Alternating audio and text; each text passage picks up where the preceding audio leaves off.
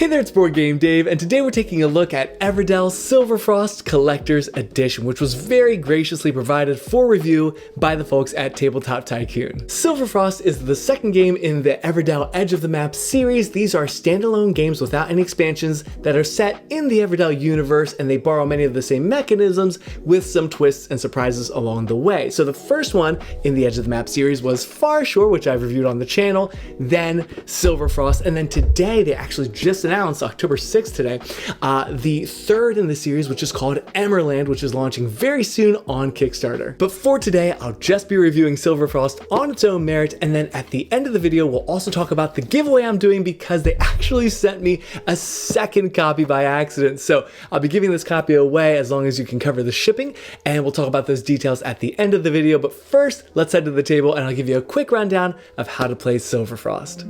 Alright, here we are all set up for a two-player game of Silverfrost. Now, players in this game are playing as critters who live in this land of Silverfrost and are eking out an existence among this snowy valley, trying to build and maintain a city despite the sort of weather obstacles and challenges that come their way. Now, each player starts with a hand of cards. They've got two objectives, one of which they'll keep, two of their critter meeples, and one fire. Now, over the course of 4 seasons, players are going to be either, on their turn, placing out a worker, playing a card, or passing into the next season. So let's talk about placing a worker first. You might have noticed that one of your critter meepers has snowshoes on. Now, this is your ranger, and what the ranger can do is either go where somebody else has already gone. For example, they could go like this to the forge, or they can also go to a space that's unoccupied to gain a fire. Now, fire is going to be important a little bit later on. We'll talk about that in a bit, but essentially, placing a worker usually gives you some sort of resources. So I can go there and get 3 birchwood. I can go here and get 2 moss. I can go here for copper and a card. I can go there for 2 acorns and a card. At the hot springs, you can gain 2 fire and 2 cards. At the forge, you can discard cards for resources. Over here at the journey, this is only open in the final season, but you can discard cards and fire for points. And then over here at the guild, this is where you're going to fulfill your quest. Now, again, you started with 2 quest objectives.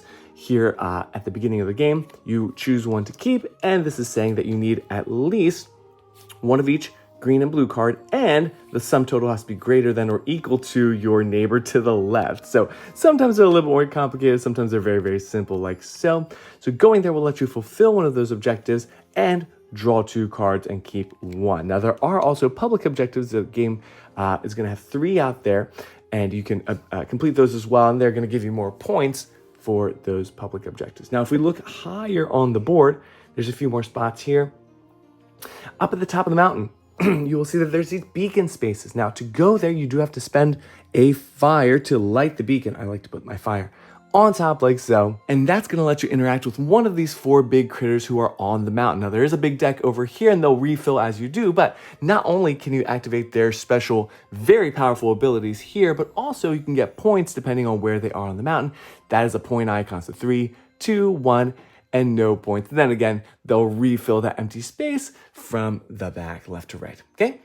So those are your action placement spots. So you can play a worker, place a worker, I should say, you can play a card, and you can pass to the next season. So how do we play a card? Well, there's 8 cards out here in the valley. If there are duplicates, we do stack them, as you can see we did here with the camp. You can play a card from either your personal hand or from out there in the valley. Now, critters are going to cost acorns. So you see the cost right there, 5 acorns for the warden, 6 for the guild master. There's also constructions, and they're usually going to cost some sort of combination of birchwood, moss, and or copper, as you can see here from my 3 constructions. So playing a card simply means paying the cost and then adding it to your tableau, and then those effects go into effect immediately. Now, there are 5 different types of cards.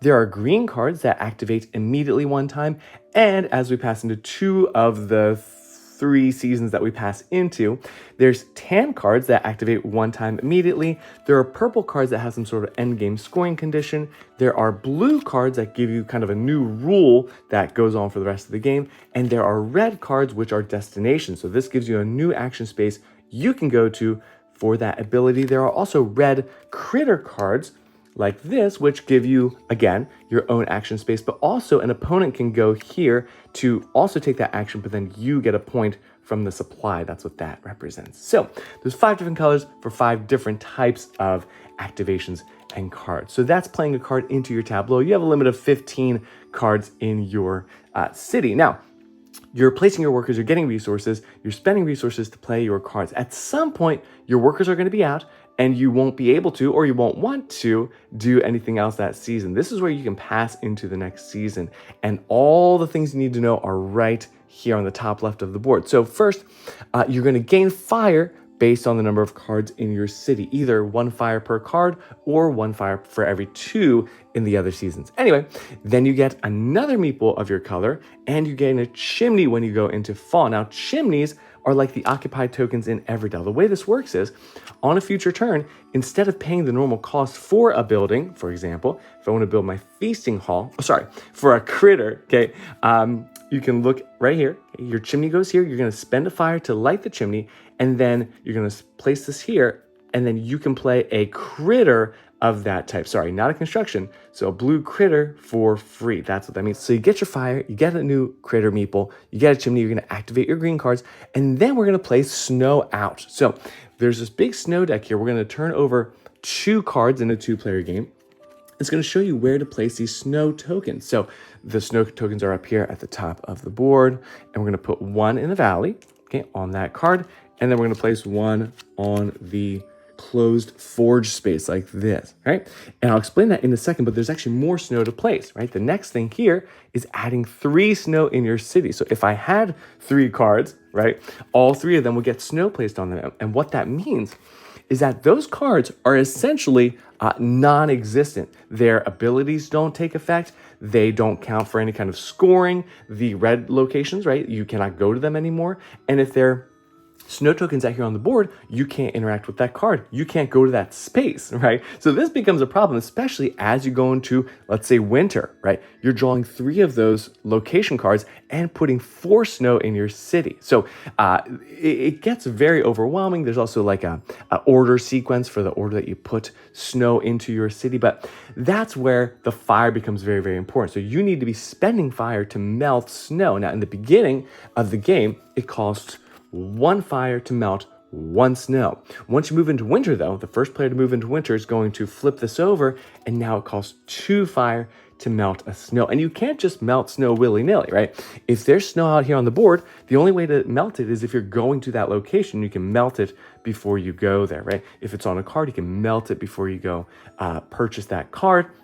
If there's snow in your city, once per turn, you are allowed to spend fire to melt snow in your city. But that's going to be very, very important because, again, they're not going to score you points. They're not going to earn you more fire when you're passing into the next locations. If you have objective cards that mention a card that has snow on it, okay, like let's say I have 1 of each color, but my blue one has a snow on it, I can't complete this. So melting snow is a big part of the game. So placing workers, playing cards, passing into the next seasons. Once you do your 4th pass, you are out of the game and you're basically waiting for everybody else to finish as well. But beyond that, you've got the general gist of the game. At the end of the game, you'll be adding up points from a variety of locations. I'll try to remember them all. So any cards in your tableau, right, that don't have snow on them, earn points for their listed value here. You're also going to get points for purple cards. Remember, they give you end game scoring. There's also those quests that you've achieved, so make sure you score any that you've completed. There's also the journey over here. You can go to, of course,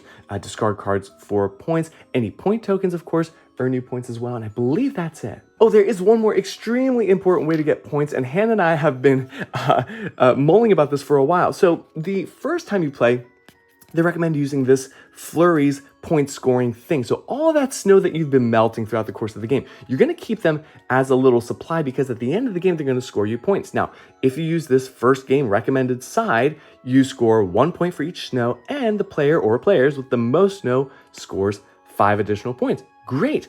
The actual recommended way to play after your first game is the ice storm, which is that each of your snow is 0 points and only the player or players with the most snow melted earns 12 points. Now, in a 2-player game, Hannah and I find that this seems unbelievably swingy, so we've been just playing on the flurry side because it's just less cutthroat. And again, you can't always melt fire. Even if you have the fire to do so, you're limited to only melting so much per turn. So anyways, that's the final scoring thing you'll add to your score, and then the player with the most points wins, and that is how you play Silverfrost in a nutshell.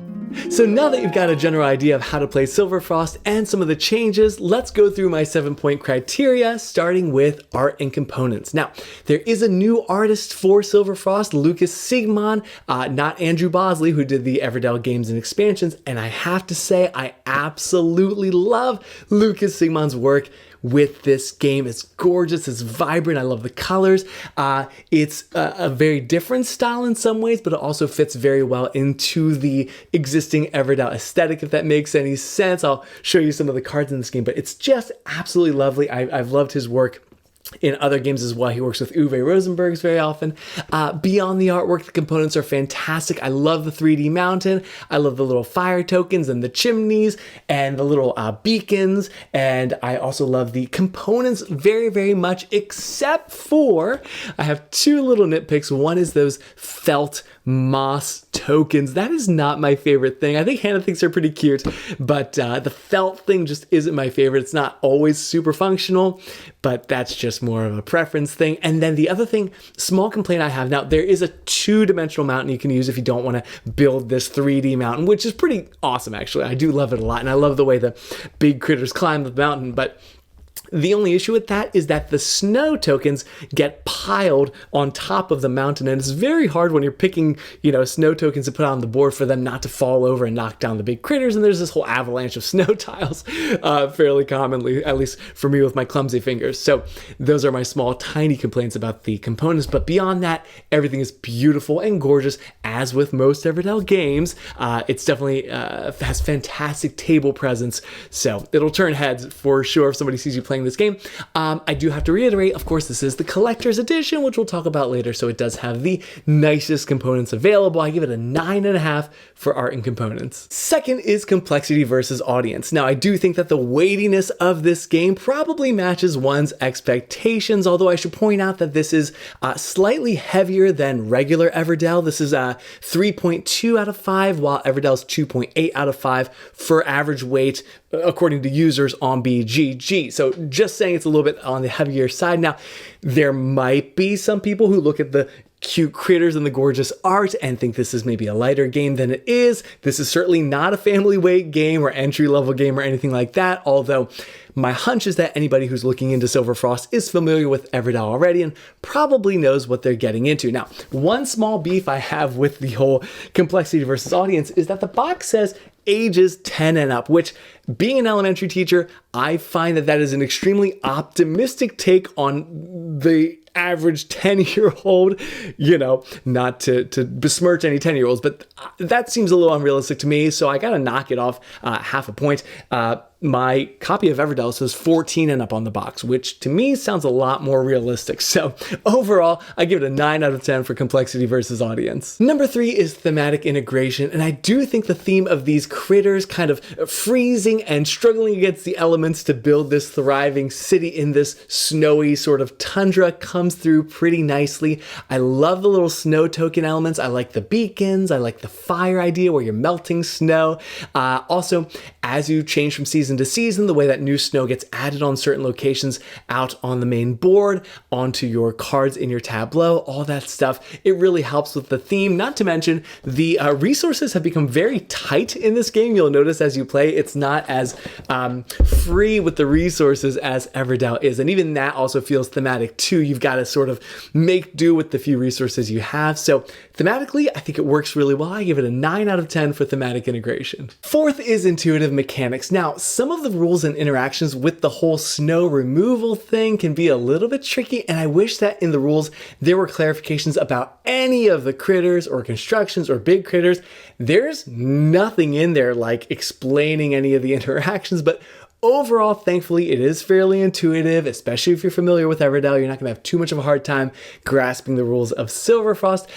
Some of the end of season upkeep can be a little bit fiddly because there's just a lot of new stuff to do. But again, overall, it's pretty intuitive. It makes sense. It's basically Everdell at its heart. So overall, it's an 8.5 out of 10 for intuitive mechanics. Fifth is replayability, and I've got to say there's a ton of replayability baked into this game. First of all, you've got a huge deck of cards, 123 cards in the main deck, not to mention you've got all those big critters you can interact with. You've got a lot of private and public objectives you'll be seeing throughout game after game after game. There are also lots of different strategies you can explore and card combinations that you're going to be able to pull off as you kind of work with the cards in your hand. And there's also a very robust and interesting looking solo mode that I actually have to admit I didn't try, which is very uncharacteristic for me, but it just seemed like a lot to learn and my time is a little bit stretched thin right now. So there is a solo mode. It's got 4 different difficulties, and I know from all the other Everdell solo modes I've tried, they are very, very fun and very engaging and feel like you're playing with a human opponent. So all that to say, there is a lot to discover in this box. I give it an 8.5 for replayability. Number 6 is length and fun factor, and I do find that this game just takes a little bit longer than I would prefer ideally for where I'm at in life. Hannah and I found that our 2-player games lasted over 90 minutes, even after we were pretty comfortable with the game, which is kind of on the long side. And if you know anything about Everdell, the more players you add, the longer it gets. There's no avoiding that.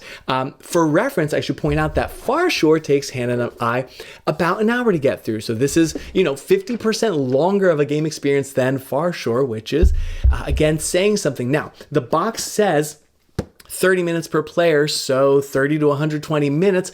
I would venture to say that the more honest game length would be 90 to 150 for anything beyond the solo mode. So, brace yourself for a pretty long experience. Again, as you add more players, it's going to be a pretty long game. Now, all that being said, it is fun and tense, and you're sort of building this engine, hopefully, with your tableau where you're getting more accomplished per season, not to mention you're getting chimneys and more workers and all that stuff. So there is a sense of progression and building and kind of rising action and excitement toward the end of the game. So it is fun throughout, but it is long. So all that being said, I'm going to give it an 8 out of 10 for length and fun factor. And finally, cost versus value. Now, Tabletop Tycoon has the Essential Edition online for $50. Now, this is basically cardboard tokens instead of the wood and the moss and the copper and all that stuff. It doesn't have the metal point tokens, doesn't have the fire or the chimneys, all that stuff. They're all cardboard tokens. So that's $50, and they've got the collector's edition for $100. Now, Miniature Market also has this for pre-order at $88, but it also says regular price $110. So there's a lot of numbers floating around, but if we're saying this is $100, I'm giving it a 6 out of 10 for cost versus value because that's very, very expensive. $100 is a ton. Now, I'm not saying this is not a fantastic game, and the components are for sure next level. I mean, I love the components in this game, but $100 is just a lot, okay? Especially when you consider that it's twice as much as the Essential Edition, again, which is $50, and you're getting the exact same gameplay minus some of those blinged out components. So to me, I almost can't really justify getting this at that $100 price point. If you can get it for cheaper, then by all means go for it. But again, at that $100 price point, I give it a 6 out of 10. Essential Edition, by the way, for $50, I'd say 7 out of 10. Better deal, but again, you're not getting those nice components either. But the real question, of course, is do you actually need Silverfrost in your collection? And I went through this whole thing when I reviewed Far Shore as well, but if you already have Everdell in your collection, okay, I'm not positive that you also need Silverfrost as well. As much as I really enjoy Silverfrost, and this might be a better standalone game, if you already have Everdell, I just don't feel like you need both. They're very similar games, and spending $100 for a game that's very similar to a game you already have in your collection, that's just not for me necessarily. Now, if you don't have Everdell, then go for it, okay? But at this point with the Everdell and the Far Shore and the Silverfrost, I really don't think you need more than one of those games in your collection, especially if you're like me and you're trying to keep your, board game collection to a manageable size. Just one is fine. Not to mention, if you've invested in expansions for Everdell, then again, I would just try to lean into that, Everdell with the expansions experience, okay? There's also the factor of play count, okay? So how many times realistically are you going to get Silverfrost to the table? And is each play of Silverfrost, one fewer play of Everdell, one fewer play of Far Shore? Maybe people don't think about it like I do. I obsess about these kind of things, so maybe that's just me.